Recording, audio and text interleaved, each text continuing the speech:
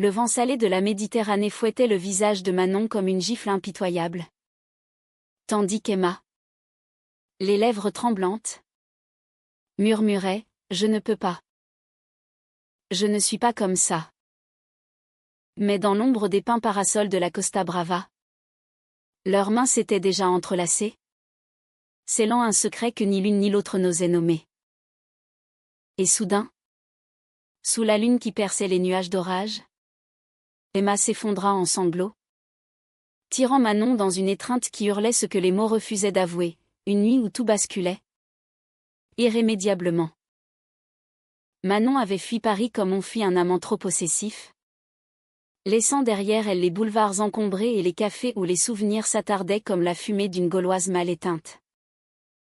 À 32 ans, elle était cette femme aux courbes généreuses et aux yeux verts qui capturaient la lumière comme des émeraudes taillées par un joaillier jaloux.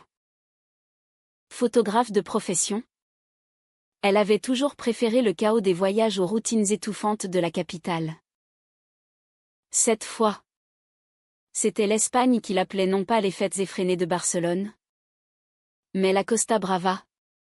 Cette bande de côtes sauvages où les falaises plongeaient dans la mer comme des amants se jetant dans les bras l'un de l'autre. Elle s'était installée dans un petit village de pêcheurs nommé Cadaqués, louant une maisonnette blanchie à la chaux perchée sur une colline, avec vue sur les criques turquoises où Dali lui-même avait puisé son inspiration surréaliste. C'était l'été 2025, et l'air vibrait d'une chaleur languide, imprégné d'odeurs de thym et de sel. Manon passait ses journées à arpenter les sentiers escarpés, son appareil photo en bandoulière, capturant les ombres dansantes des oliveraies et les reflets miroitants de la mer. Elle cherchait non pas des images parfaites, mais celles qui disaient le vrai, la fragilité d'un coquillage brisé sur le sable, la solitude d'un phare solitaire face à l'orage. Car au fond d'elle, Manon portait sa propre tempête.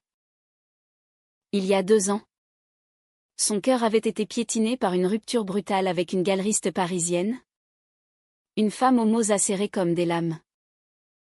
Depuis, elle s'était jurée de ne plus s'attacher, de laisser l'amour glisser sur elle comme l'eau sur les galets polis par les vagues. C'est lors d'un marché local, un matin brumeux de juillet, qu'elle croisa Emma pour la première fois. Emma était une force de la nature, 28 ans, originaire de Girona mais installée à Cadaqués depuis l'enfance.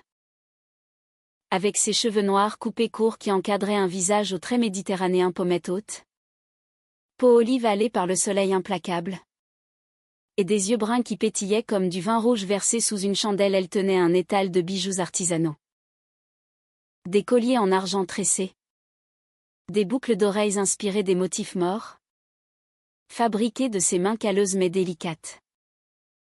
Emma riait fort, taquinait les touristes avec un accent catalan chantant, et portait toujours une robe fluide aux couleurs vives qui dansait autour de ses jambes athlétiques, forgées par des années de randonnée et de natation dans les eaux froides de la baie. « Tu cherches quoi ? » Exactement ? Avait lancé Emma à Manon, qui hésitait devant un pendentif en forme de vague stylisée. Sa voix était chaude, enveloppante, avec cette pointe d'ironie qui faisait plisser ses yeux. Manon, surprise par cette franchise, avait balbutié quelque chose sur l'inspiration pour ses photos. L'inspiration, c'est comme l'amour, ça vient quand on s'y attend le moins. Et ça te noie si tu n'y fais pas attention. Les mots d'Emma avaient résonné en Manon comme un écho lointain. Et avant qu'elle ne s'en rende compte, elle achetait le pendentif, et elle papotait comme de vieilles amies. Emma lui raconta sa vie, serveuse dans un bar à tapas le soir, artisane le jour, célibataire depuis une éternité, les hommes d'ici sont tous des pêcheurs qui sentent le poisson. Ou des artistes qui sentent l'ego surdimensionné. Avait-elle ri? Manon avait souri, sentant déjà ce picotement familier au creux de l'estomac. Ce frisson qu'elle connaissait trop bien. Les jours suivants furent une danse subtile, presque imperceptible. Emma invita Manon à une randonnée le long des falaises de Cap de Creux, où les rochers sculptés par le vent ressemblaient à des corps enlacés dans un ballet éternel. Elles marchèrent des heures, parlant de tout et de rien, des poèmes de Lorca que Manon adorait, des chansons de Rosalia qu'Emma fredonnait d'une voix rauque.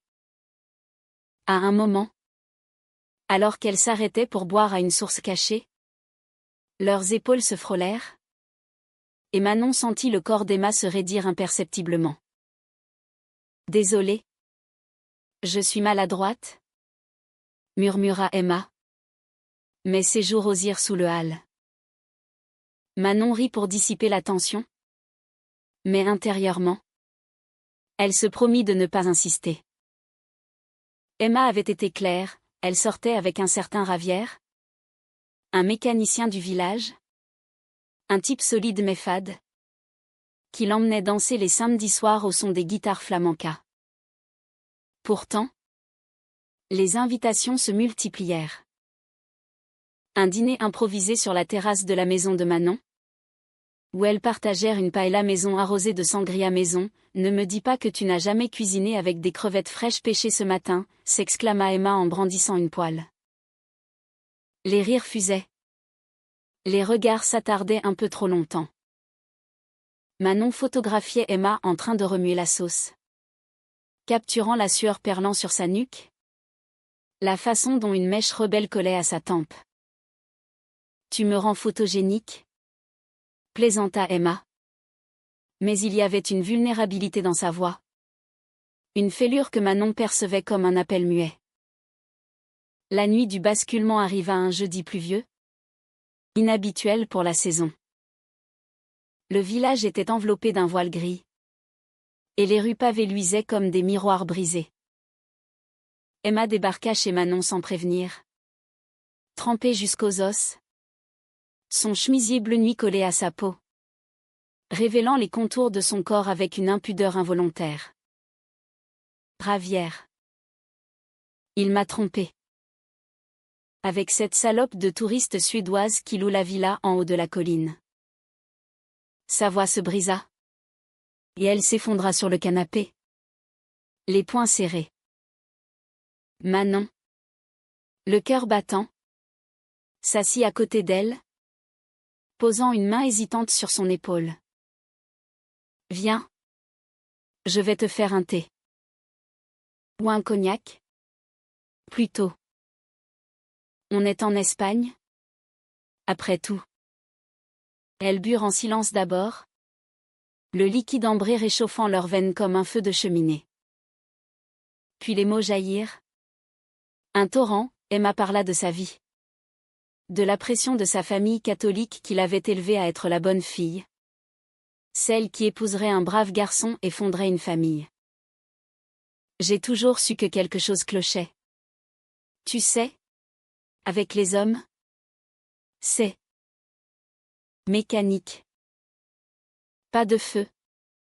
Pas d'étincelle. Manon écoutait. Son propre passé remontant comme une marée, les nuits solitaires à Paris.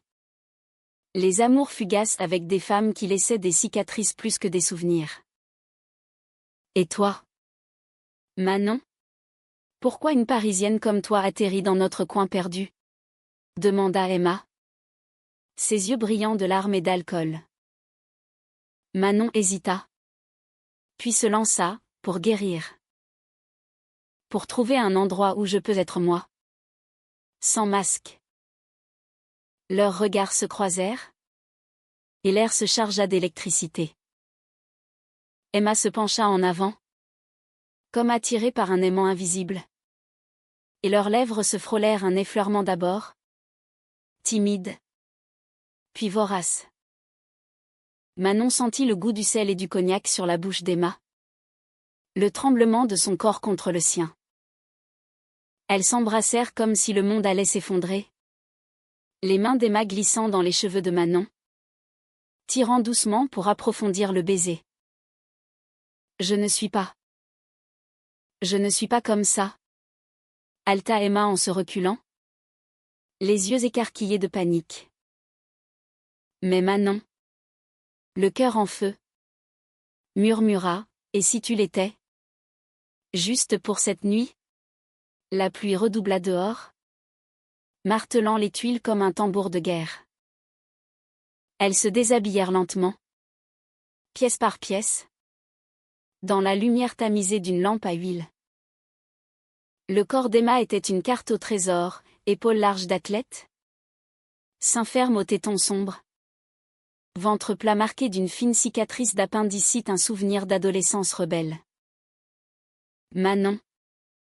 Plus douce, aux hanches arrondies et à la peau pâle constellée de taches de rousseur, traça des doigts les contours de cette chair nouvelle, mémorisant chaque courbe comme une photo qu'elle développerait plus tard dans son esprit. Elles firent l'amour sur le tapis usé du salon, un entrelac de membres et de souffles, Emma découvrant en elle une sensualité qu'elle n'avait jamais soupçonnée. Ses gémissements étaient des prières païennes, ses ongles s'enfonçant dans le dos de Manon comme pour ancrer ce moment dans la réalité. À l'aube, alors que le ciel se teintait de rose, Emma se rhabilla en silence, le visage fermé. C'était une erreur. Je suis hétéro. Manon. Ça ne peut pas arriver. Les mots frappèrent Manon comme une lame, mais elle hocha la tête, feignant l'indifférence. Emma partit, laissant derrière elle l'odeur de jasmin de son parfum et un vide béant. Manon s'assit sur le pas de la porte, regardant la mer qui s'éveillait, se demandant si cette nuit n'avait été qu'un mirage, un rêve éphémère sous les étoiles catalanes. Les semaines suivantes furent une torture exquise. Emma évitait le marché, ne répondait plus aux messages. Manon errait comme un fantôme, son appareil photo capturant des images floues, délavées par la douleur. Elle croisa Ravière un soir au bar, son air suffisant la rendant nauséeuse. Emma va bien? Merci. On se réconcilie. Lâcha-t-il avec un clin d'œil, comme si trahir était un sport local. Manon rentra chez elle, versa des larmes qu'elle n'avait pas versées depuis Paris, jurant de partir avant que le cœur ne se brise complètement. Mais le destin, ce farceur espagnol, en décida autrement. Une lettre arriva manuscrite, sur du papier parfumé, dans l'enveloppe d'Emma. Rendez-vous à la Cala de la Pellica. Ce soir. Je dois te voir.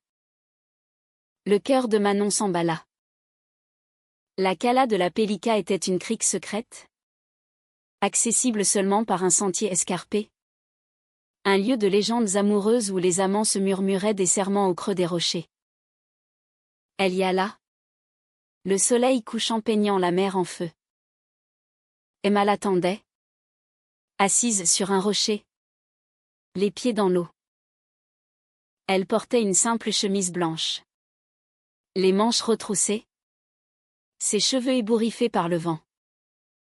J'ai menti, dit-elle d'une voix brisée dès que Manon approcha.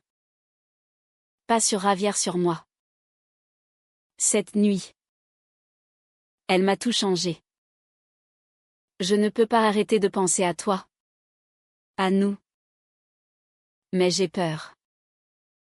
Ma famille. Le village. Il me tuerait. Manon s'agenouilla devant elle, prenant ses mains froides dans les siennes. La peur n'est pas une prison, Emma. C'est une porte qu'on choisit d'ouvrir ou non. Elles parlèrent jusqu'à la nuit, les vagues comme un cœur discret. Emma confia ses doutes, des attirances refoulées depuis l'adolescence, des baisers volés avec une cousine lors d'un mariage familial, étouffés sous le poids des conventions. Manon partagea ses propres batailles, les coming out douloureux, les amours perdus à cause de la lâcheté. Pour la première fois, Emma pleura ouvertement, libérant des années de silence. Elles s'embrassèrent à nouveau, Plus tendrement cette fois. Comme pour sceller une promesse fragile. De retour au village, leur relation devint un secret bien gardé. Un fil tendu entre deux mondes. Elles se voyaient en cachette, promenade nocturne le long de la plage. Dîner dans la maison de Manon où les rideaux restaient tirés. L'amour grandissait. Lent et profond. Comme une vigne s'enracinant dans le sol aride. Emma découvrait en Manon une muse.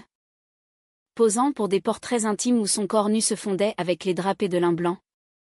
La lumière filtrant par les volets mi-clos.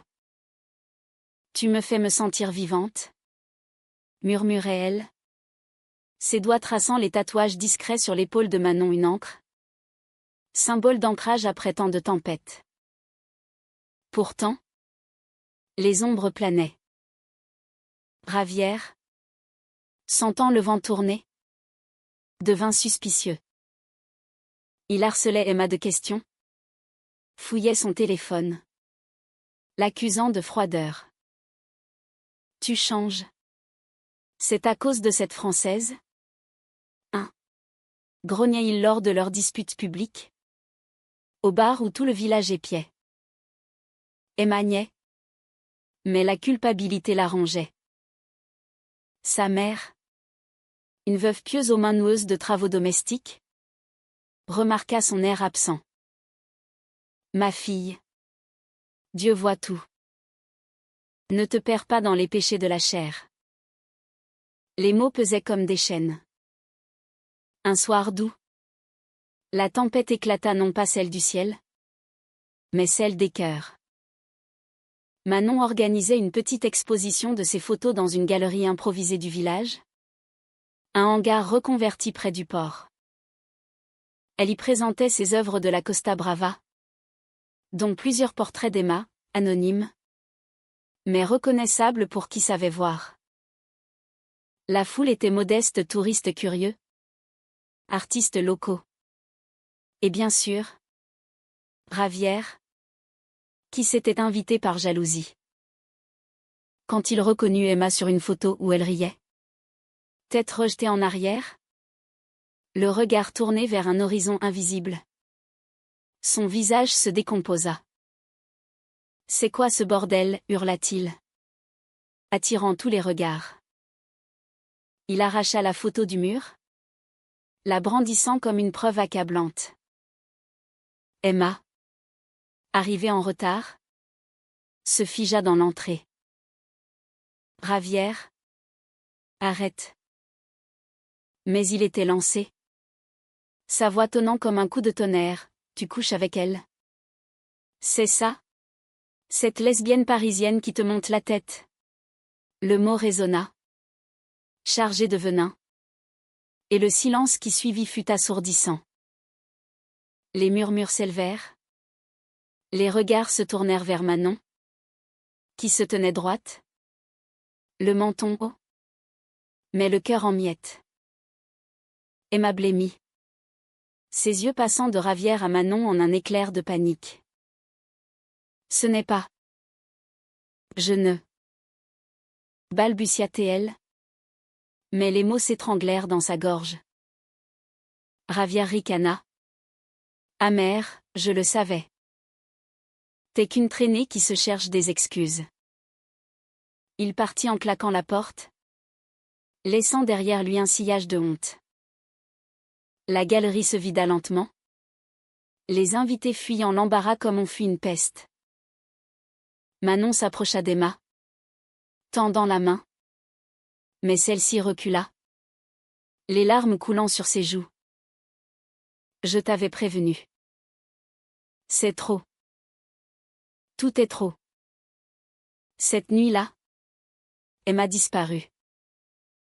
Son étal au marché resta vide. Sa maison close comme un tombeau. Manon erra dans les rues, frappant aux portes, interrogeant les voisins muets. Le village bruissait de ragots, la pauvre Emma, ensorcelée par l'étrangère. Au lever du soleil, un appel, Emma était chez sa mère, en crise, refusant de voir quiconque. Manon, brisée, rangea ses affaires, prête à fuir à nouveau. Mais au fond d'elle, une voix persistait, l'amour vrai ne se rend pas si facilement. Les jours qui suivirent l'incident à la galerie furent un purgatoire pour Manon. Cadaqués, ce paradis côtier qu'elle avait élu comme refuge, se muait en prison dorée.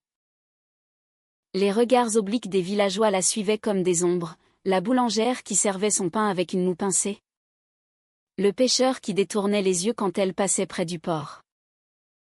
La sorcière française, murmura Théon un matin au café, assez fort pour qu'elle l'entende. Manon, stoïque en surface, rentrait chez elle pour s'effondrer, les poings serrés contre la poitrine, maudissant sa naïveté. Elle avait cru que l'Espagne, avec sa passion latine, tolérerait l'amour sous toutes ses formes, elle avait oublié les racines conservatrices qui s'enfonçaient profond dans ce sol catalan. Elle essaya de contacter Emma. D'abord par message des mots tendres, puis désespérée, « Reviens-moi. Nous pouvons affronter ça ensemble. » Pas de réponse. Puis un appel à la mère d'Emma. Une femme nommée Rosa, aux cheveux grisonnants noués en chignon sévère et au regard d'acier forgé par des décennies de veuvage. « Laissez ma fille tranquille, » répondit Rosa d'une voix glaciale, comme si Manon était un démon invoqué par erreur. « Vous avez semé le chaos ici. Partez, avant que le prêtre ne vous maudisse. » Manon raccrocha, le combiné tremblant dans sa main, se sentant plus étrangère que jamais. Pourtant, elle ne partit pas tout de suite.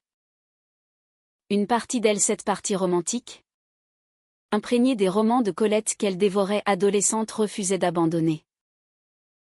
Elle reprit son appareil photo, arpentant les falaises au petit matin, capturant la lumière naissante sur les vagues écumantes, comme pour exorciser la douleur.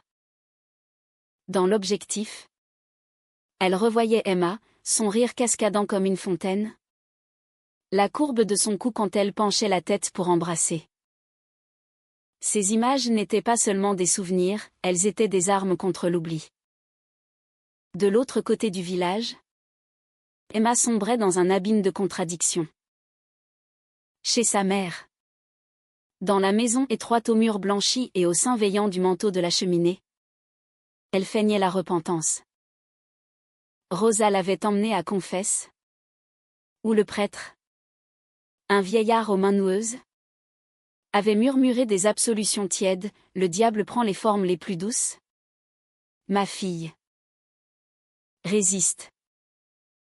Emma hochait la tête, les lèvres serrées, mais intérieurement, elle hurlait.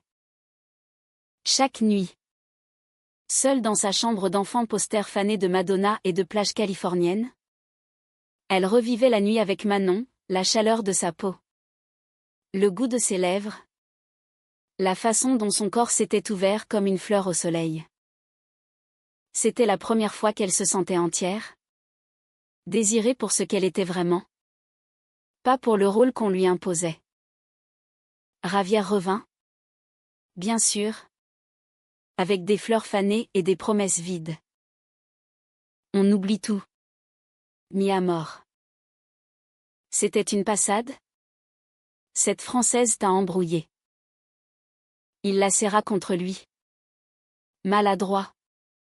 Et Emma se laissa faire. Le corps inerte. L'esprit ailleurs.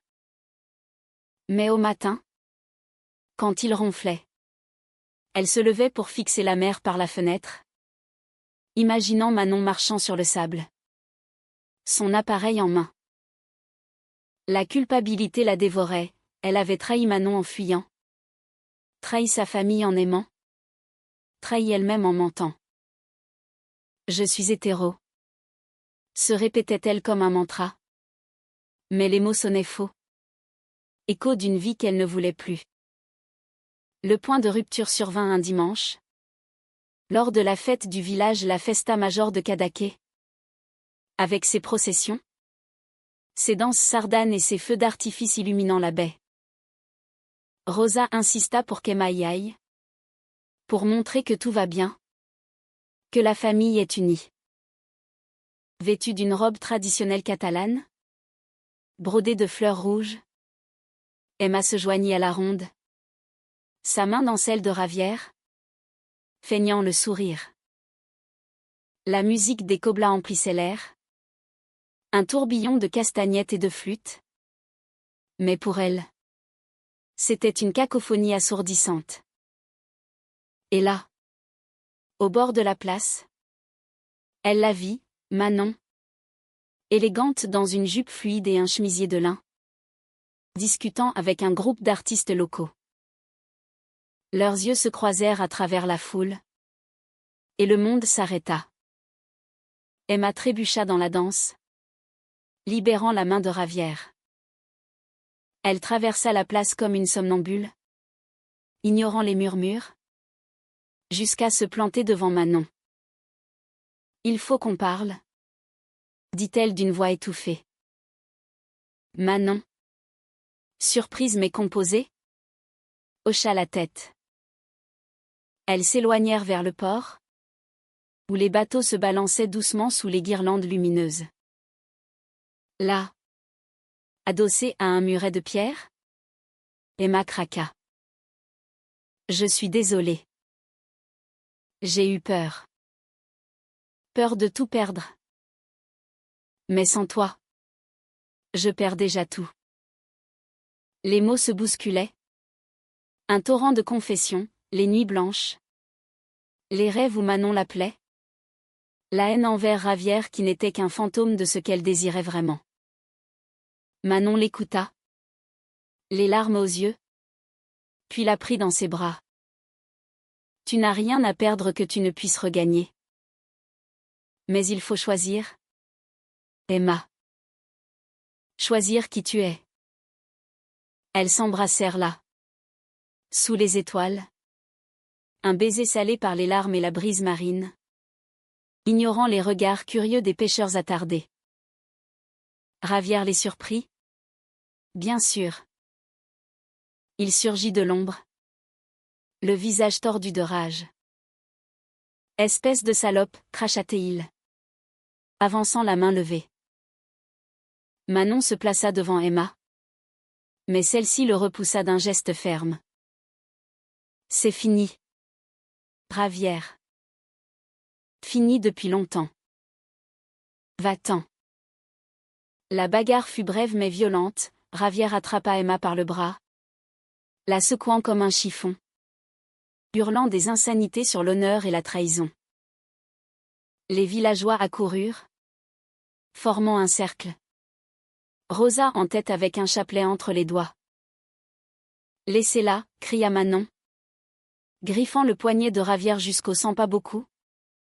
Juste assez pour le faire lâcher prise. » Emma, libérée, frappa à son tour.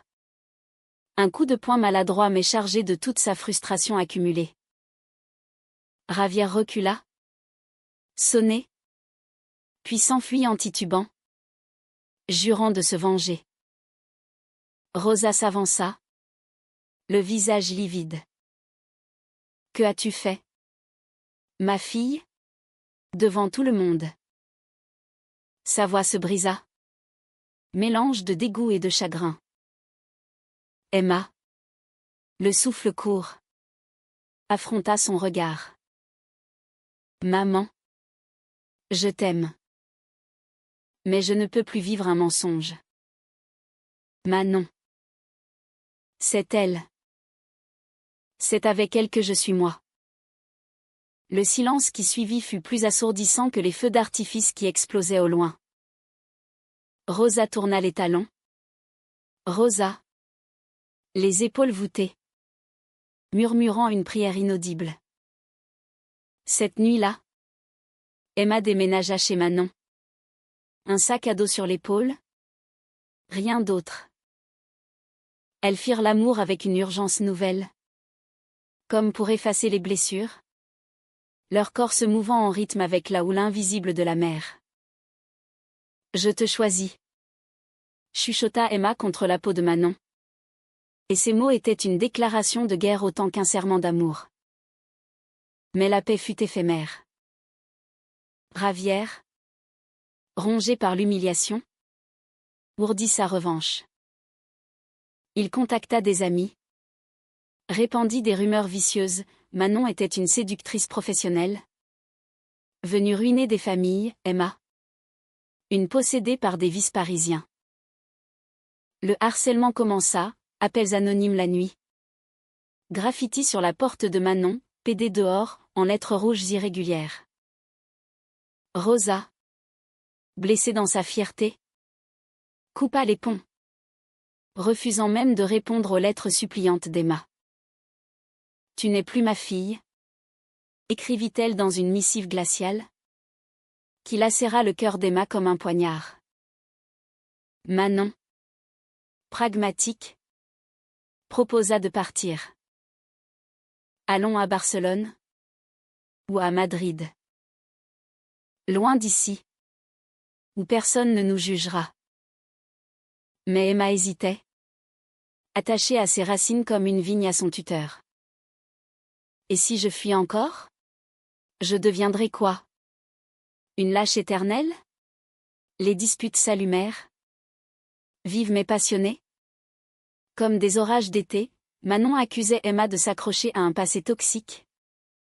Emma reprochait à Manon son impatience cosmopolite. Pourtant, après chaque tempête, elles se réconciliaient dans les bras l'un de l'autre. Plus fortes, leurs cicatrices devenant des tatouages d'amour. Le vrai test vint en septembre, quand Rosa tomba malade d'une pneumonie traîtresse, aggravée par le stress. Emma, déchirée, insista pour retourner au chevet de sa mère. Manon l'accompagna, malgré la peur. La maison sentait le bouillon et les médicaments. L'air lourd de non-dit. Rosa, alitée, pâle comme un linceul, fixa Manon avec hostilité. « C'est à cause de vous » murmura-t-elle. Mais Emma, tenant la main ridée de sa mère, parla, des heures de vérité, de pardon demandé et accordé à demi-mot. « Je suis ta fille. Maman. Toujours. Mais je suis aussi. Elle. » Rosa pleura. Non de colère, mais de deuil pour l'enfant qu'elle avait imaginé. Lentement, une trêve s'esquissa, un regard moins dur. Une tasse de thé offerte à Manon.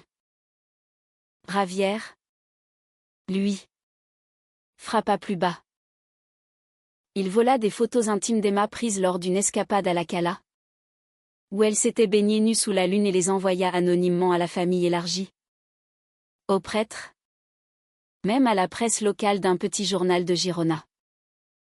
Le scandale éclata, un article titré « Amour interdit à Cadaqués, une artisane locale succombe aux tentations parisiennes ». Les ragots devinrent un raz-de-marée. Le village un tribunal impromptu. Emma, humiliée, envisagea le pire, « Je ne peux plus.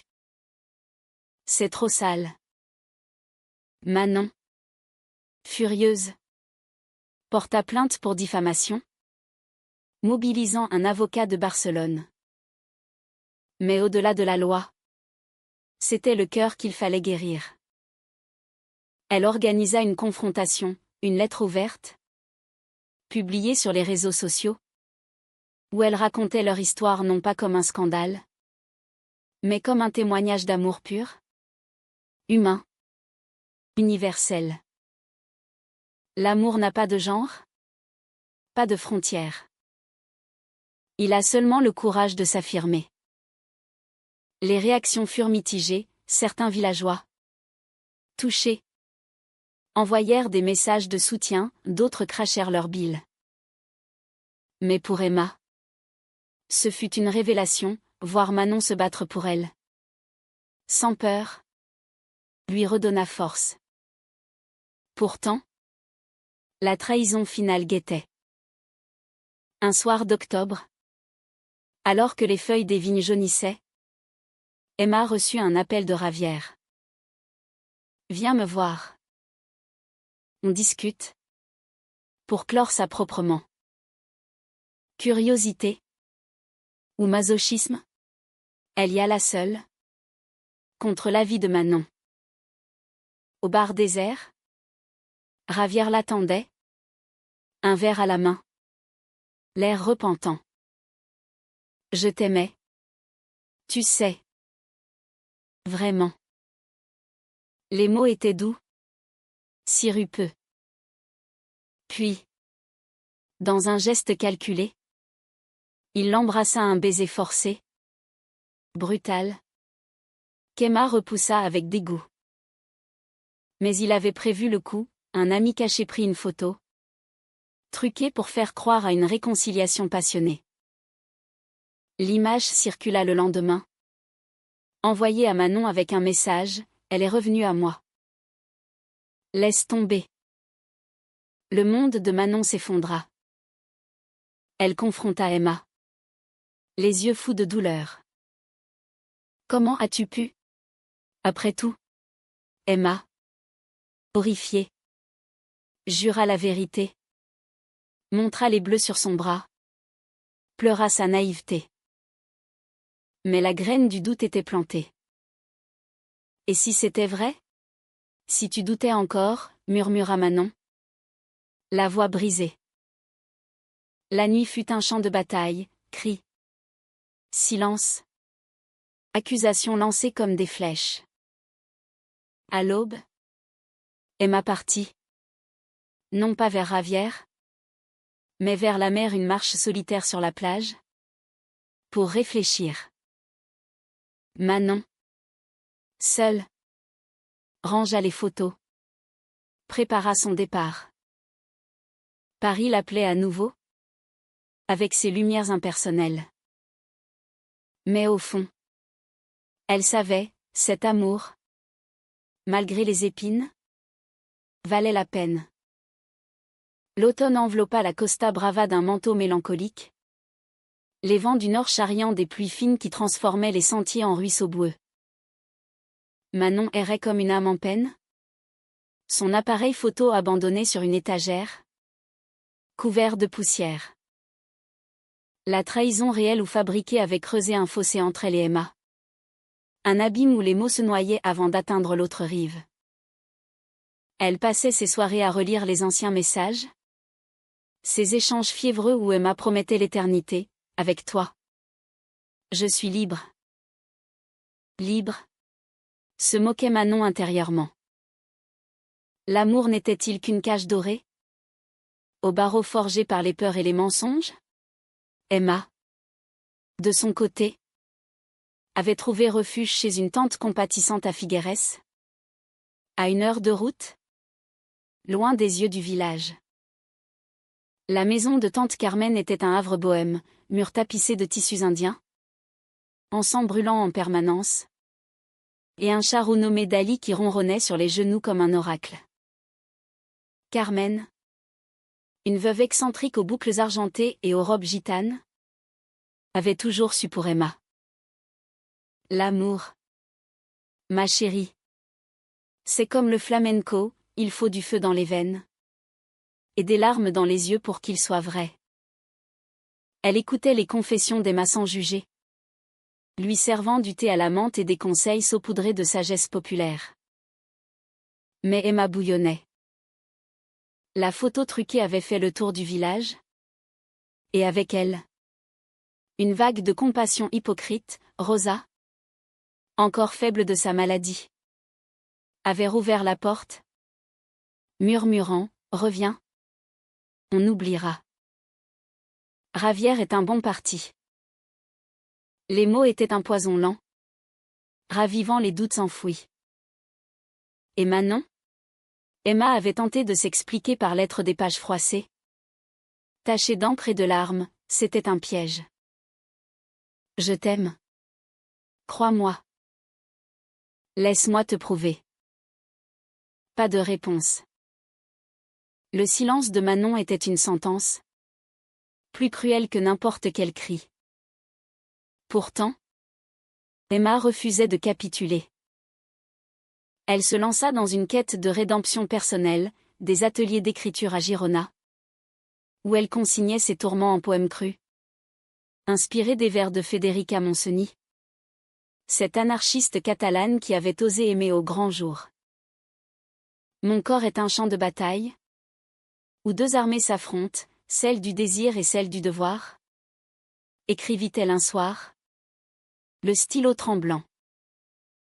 Elle contacta un groupe de soutien LGBTQ+ à Barcelone. Des femmes comme elle, venues de villages similaires, qui partageaient des histoires de coming out tardif, de familles brisées et recollées.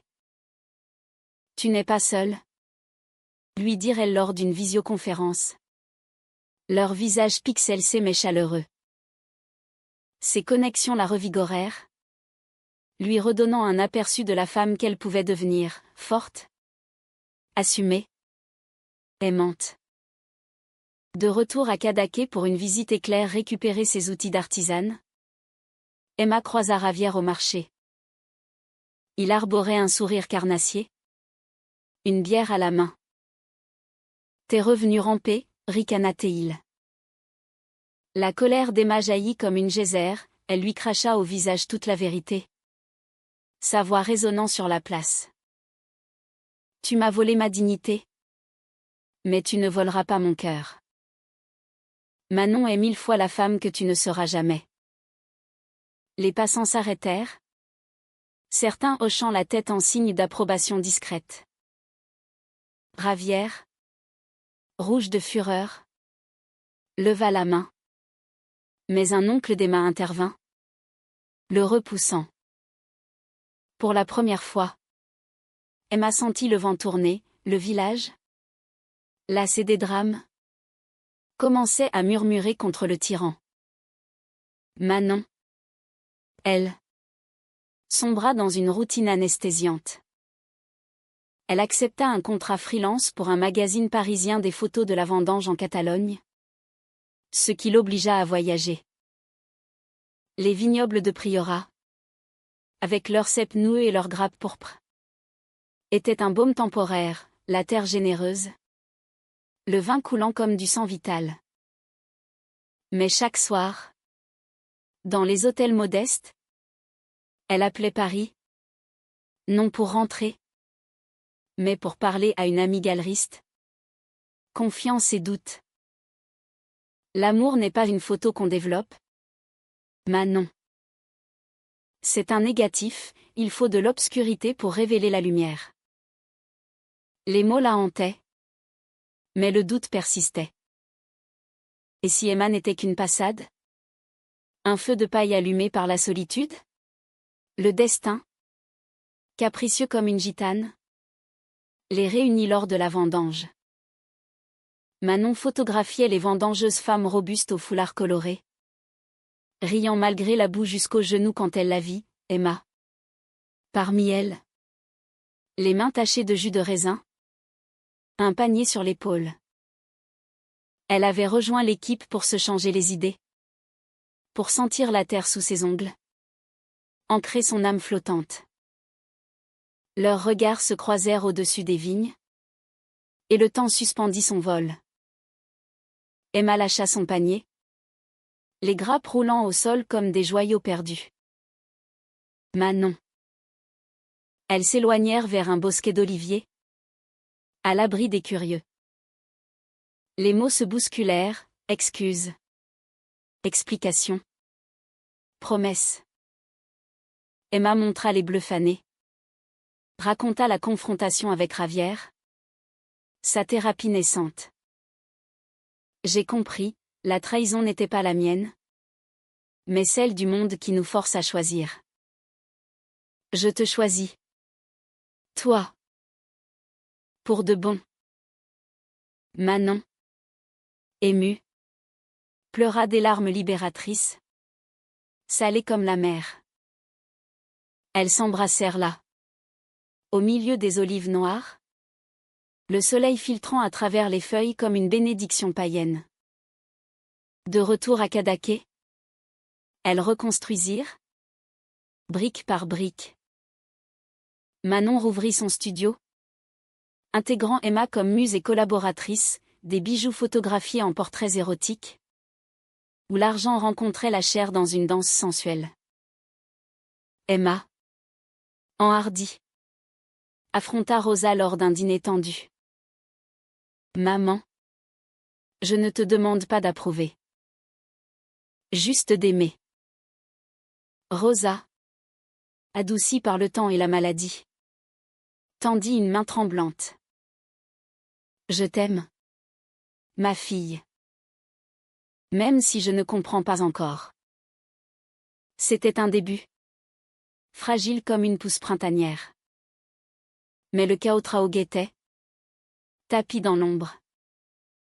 Ravière. Évincé du village par les ragots qu'il avait lui-même attisés. Revint pour un dernier coup. Il sabota l'atelier de Manon une nuit, outil brisé. Négatif photo déchiré. Un message gravé sur la porte, paix pour ton péché. La découverte. Au matin. Fut un choc, Emma hurla de rage. Manon s'effondra en sanglots. La police locale. Réticente au début. Enquêta finalement. Trouvant des preuves accablant Ravière ses empreintes. Un témoin. Il fut arrêté. Mais le mal était fait, des mois de travail perdu. Un trauma frais. Dans la tourmente. Leur amour fut mis à l'épreuve ultime. Emma, hantée par la violence, douta à nouveau, et si on partait? Laissez tout ça derrière. Manon, blessée par la destruction, hésita, fuir encore? Ou affronter? Pour de vrai? Les nuits furent des champs de mines émotionnelles, reproches sur la naïveté d'Emma qui avait vu Ravière, regrets sur l'insouciance de Manon qui avait exposé leurs photos. Pourtant, au cœur de la crise, elles trouvèrent une vérité profonde, l'amour n'était pas l'absence de douleur, mais courage de la traverser ensemble. Elles décidèrent de rester, de transformer la blessure en art. Manon organisa une exposition vengeresse, ombre et lumière, où les photos endommagées étaient recollées, lacérées, réinventées symbole de résilience. Emma y présenta une collection de bijoux, blessures guéries, des pièces forgées à partir des débris de l'atelier. L'événement attira du monde au-delà du village, journalistes de Barcelone, activistes de Madrid. Rosa vint, assise au premier rang, serrant un mouchoir. À la fin, elle embrassa Emma, murmurant « Je suis fière ». Ravière, jugée pour vandalisme, écopa d'une peine suspendue et d'une injonction d'éloignement. Le village, lentement, guéri, des alliances inattendues se formèrent, des coming-out murmurés dans les cafés. Manon et Emma devinrent des figures locales, non pas de scandale, mais d'espoir de femmes qui avaient osé aimer contre vent et marée. Pourtant, la romance ne s'effaça pas dans le triomphe. Elles cultivaient leur intimité comme un jardin secret, dîner aux chandelles sur la terrasse. Où Emma lisait des poèmes de Manon sous les étoiles, baignade nocturne dans la cala. Où leur corps fusionnait avec l'eau phosphorescente. Tu es ma France. Ma passion. Chuchotait Emma. Et Manon répondait, et toi? Mon Espagne? Ma flamme. L'hiver s'installa sur la Costa Brava comme un amant mélancolique. Avec ses vents chargés d'iode et ses pluies qui lavaient les péchés de l'été. Manon et Emma, après la tourmente, avaient trouvé un rythme nouveau, une vie tissée de routines tendres et d'aventures partagées. La maisonnette de Manon devint leur nid. agrandi d'une véranda où Emma installa son atelier, un espace lumineux rempli de métaux martelés et de croquis volants. Manon, revigorée, signa un contrat avec une galerie de Barcelone pour une série sur « Amour insoumis ». Inspirée de leur histoire, des portraits de couples LGBTQ+ catalans. Anonymes mais poignants, capturant la dignité dans les regards défiants. Emma, florissante, lança sa marque de bijoux en ligne. Vague oubliée. Des pièces évoquant la mer et les cœurs brisés, colliers en forme de coquillages fissurés. Réparés d'or comme dans l'art japonais du kintsugi. Chaque cicatrice est une beauté, expliquait-elle lors d'interviews timides pour des blogs locaux. Rosa, peu à peu, se rapprocha, des visites sporadiques. D'abord guindées, puis chaleureuses. Avec des plats de fideux à maison et des questions hésitantes sur « cette vie que tu mènes ». Un jour, elle offrit à Emma un rosaire ancien. Non pour prier, mais pour te souvenir d'où tu viens, sans oublier où tu vas. Leur amour, loin d'être un conte de Félix, gardait ses aspérités, ses disputes vives sur les petites choses, comme le désordre d'Emma qui agaçait la maniaque Manon, ou les silences de Manon qui inquiétaient l'exubérante Emma. Mais ces frictions étaient des épices, rendant le quotidien savoureux. Elles voyageaient ensemble, un week-end à Madrid pour une manif Pride, où Emma dansa pour la première fois en public, main dans la main avec Manon, sous une pluie de confettis arc-en-ciel, un pèlerinage à Figueres, au musée d'Ali, où elles rirent devant les montres molles, voyant en elles le reflet de leur cœur fondu par la passion. Pourtant, l'ombre de la trahison persistait, subtile comme une écharde. Emma, parfois, se réveillait en sueur, hantée par le baiser forcé de Ravière, se blottissant contre Manon comme une enfant. « Et si je n'étais pas assez forte » murmurait-elle. Manon, avec sa sagesse forgée au creuset des ruptures passées, répondait « La force n'est pas l'absence de peur, mais la main comptant malgré elle. » Elle suivait une thérapie de couple, en ligne avec une psychologue de Barcelone. Des sessions où les mots coulaient comme un vin doux, dissolvant les nœuds. Le printemps ramena la vie, les amandiers en fleurs bordant les routes sinueuses. Les festivals de Pâques avec leurs processions masquées. C'est lors de la Semaine Sainte que le vrai miracle eut lieu. Rosa, guérie, invita Manon et Emma à un repas de famille élargi, tante, cousin, dans la maison ancestrale de Girona. L'air était chargé d'appréhension, regard en coin, silence pesant autour de la paella fumante. Mais Emma, encouragée par un clin d'œil de Manon, se leva, « Merci d'être là. Et merci, maman, de nous avoir ouvert ta porte. Manon n'est pas une intruse, elle est ma moitié. » Un cousin, un jeune barbu aux idées progressistes, leva son verre, à l'amour, sous toutes ses formes. Les rires suivirent, timides d'abord, puis francs. Rosa, les yeux humides, serra la main de Manon, « Bienvenue, fille. » Ravière, exilée à Lloret de Mar, tenta un dernier contact, une lettre pathétique, implorant pardon. Emma la brûla sur la plage, les flammes dansant comme des esprits libérés.